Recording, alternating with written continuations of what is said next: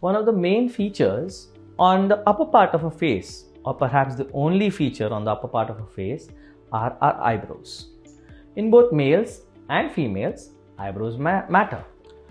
Women especially understand that the shape of their eyebrows, the height of their eyebrows, how they matter in how they look. Males a little less so, but let me show you in this video how it matters. We'll also speak about what we can do as you age to change the shape of your eyebrow and to lift up the sagging eyebrows. Hi, I'm Dr. Saumil Shah. I'm a plastic surgeon and the director of plastic surgery at Skin Zone Aesthetics, Mumbai. And this is all about eyebrow lift and eyebrow shaping that you would need to know. Now coming to a normal eyebrow or a youthful eyebrow, what is desired and what is there in say your late teens and your 20s that you would want your eyebrow to look like. It is a bit different in males and females. So in women, the eyebrows are at the level of what is called as the brow, this bone that juts out from your forehead. It is right at that level and it is a little curved or what we call a little arched. And this is a look that most women know and they want. With age, the fat below this eyebrow sort of decreases and the arch becomes a little flatter. Compared to this, in men, basically the eyebrow is at a height that is slightly higher than this brow bone and it is usually flat and not very arched. We are not looking at an arched eyebrow in men. This is the basic difference. With age, both the men and the women have the eyebrows sagging down. What happens is that because these eyebrows rest on the eyelids also sag down with age. Now, it's very important for us as clinicians and as doctors to understand whether it's a problem with your eyebrow drooping or your eyelid drooping or both.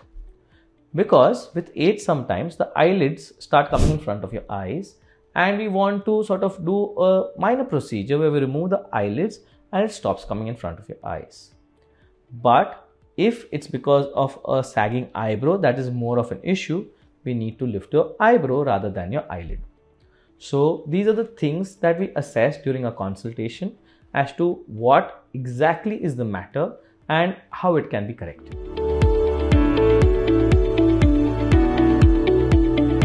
Eyebrows are basically just hair on your skin.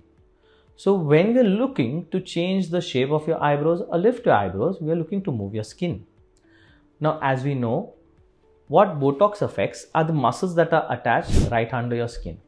So with Botox, we can actually look at lifting or shaping your eyebrows if we need a very subtle change in results. It can be a very major change in results if done poorly, and it can also look bad. But when done well, it can really work well. So there is this muscle on the front of your forehead that lifts the eyebrow. And there are muscles over here, the muscles that you frown with, that sort of gets the eyebrow down. And there is this muscle at the side of your eyebrow that gets the eyebrow down as well. Depending on which muscle we inject your Botox in, we can change the shape of your eyebrow and we can even lift it to some extent. This is Botox. Coming to fillers, fillers can be used to sort of change the outer part of the eyebrow a little bit or maybe make the eyelid a little fuller if it's become hollow, which can support the skin of the eyebrow and so help lift the eyebrow a tiny bit. But fillers are not really for brow lifting.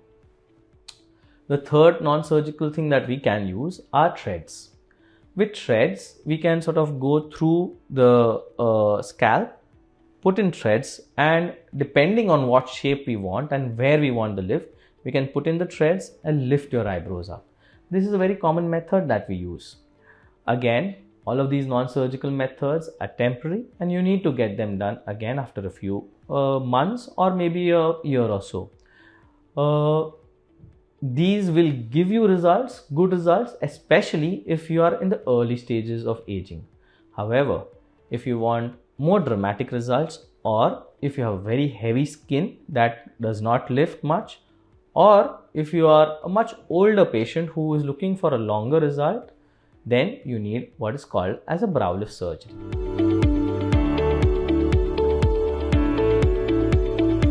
So a brow lift surgery many times forms a part of a facelift surgery we do it together with lifting the rest of your face. The brow lifting can also be done with what are called as blepharoplasty surgeries, which are eyelid surgeries. We first lift your brow, and then whatever excess is there in the upper eyelid, we remove that excess from your upper eyelid. Brow lift surgeries are a bit tricky. Until very recently, we did not really have good results with brow lift surgeries. There were, especially in Caucasian patients, there were some surgeries where they would just cut out the skin above the eyebrow and lift it.